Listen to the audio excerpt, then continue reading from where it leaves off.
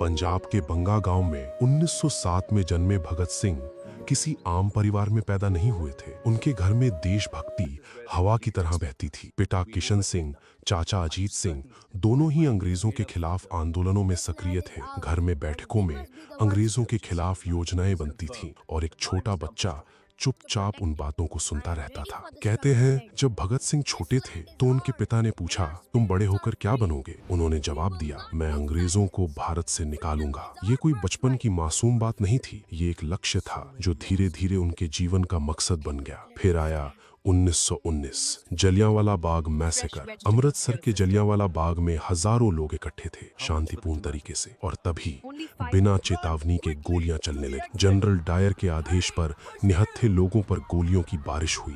बच्चे, महिलाएं, बुजुर्ग, कोई नहीं बचा। जब ये खबर भगत सिंह तक पहुंची, वो सिर्फ 12 साल के थे, लेकिन उनका दिल उस दिन हमेशा के लिए बदल गया। वो अगले ही दिन जलियांवाला बाग पहुंचे और वहां की मिट्टी जो खून से लाल थी उसे अपने साथ ले आए। उस मिट्टी को उन्होंने एक बोतल में संभाल कर रखा। ये सिर्फ मिट्टी नहीं थी, ये उनके दिल में जलती हुई आग का प्रतीक थी। समय के साथ भगत सिंह बड़े हुए, लेकिन उनकी सोच और भी परिपक्व होती गई। उन्होंने लाहौर के नेशनल कॉलेज लाहौर में दाखिला लिया। ये कॉलेज अंग्रेजों के बनाए सिस्टम के खिलाफ एक वैकल्पिक शिक्षा का केंद्र था। यहाँ सिर्फ किताबें नहीं पढ़ाई जाती थी, बल्कि यहाँ सोच को आजाद किया जाता था। भगत सिंह ने यहाँ नाटक किए, लेख लिखे और युवाओं को जागरूक किया। वो नौजवान भारत सभा के संस्थापक बने। इस संगठन का उद्देश्य था युवाओं में देशभक्ति और क्रांतिकारी सोच पैदा करना। धीरे धीरे वो हिंदुस्तान सोशलिस्ट रिपब्लिकन एसोसिएशन से जुड़ गए। अब उनका मिशन साफ था, सिर्फ अंग्रेजों को भगाना नहीं, बल्कि एक न्यायपूर्ण समाज बनाना। फिर आया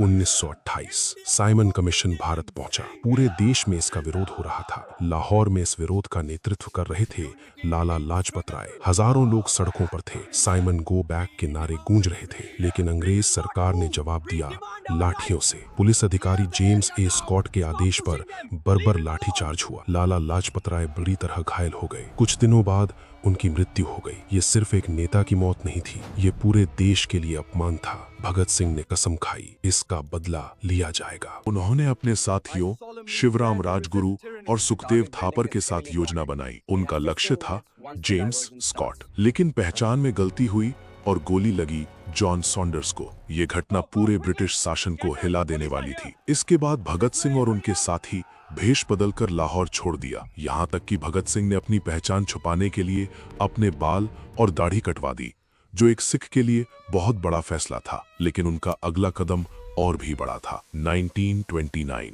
दिल्ली की सेंट्रल असेंबली। भगत सिंह और बटुकेश्वर दत्त वहां पहुंचे। उनके पास बम थे, लेकिन उनका इरादा किसी को मारना नहीं था। उन्होंने खाली जगह पर बम फेंके और जोर से नारे लगाए, इनकलाब जिंदाबाद। फिर वो भागने के बजाय खुद को गिरफ्तार करवा दिया। क्यों? क्योंकि अब वो चाहते थे कि उनका संदेश पूरे देश तक पहुंचे, और अदालत उनका मंच बन गई। ट्रायल के दौरान उन्होंने अपने विचार खुलकर रखे। उन्होंने बताया कि क्रांति का मतलब सिर्फ हिंसा नहीं है, बल्कि अन्याय के खिलाफ आवाज उठाना है। जेल में उनकी लड़ाई जारी रही। उन्होंने देखा कि भारतीय कैदियों के साथ भेदभाव हो रहा है, खाना खराब, कपड़े गंदे और व्यवहार अमानवीय। इसलिए उन्होंने भूख हड़ताल शुरू की। ये हड़ताल 100 दिन से ज्यादा चली। पूरा देश उनकी हालत देखकर भावुक हो गया। लोग सड़कों पर उतर आए। उनके साथी जतिन दास ने इसी हड़ताल के दौरान अपनी जान दे दी। ये बलिदान देश को झकझोर देने वाला था। अब अंग्रेज सरकार के पास एक ही रास्ता बचा था, इन क्रांतिकारियों को खत्म करना। भगत सिंह,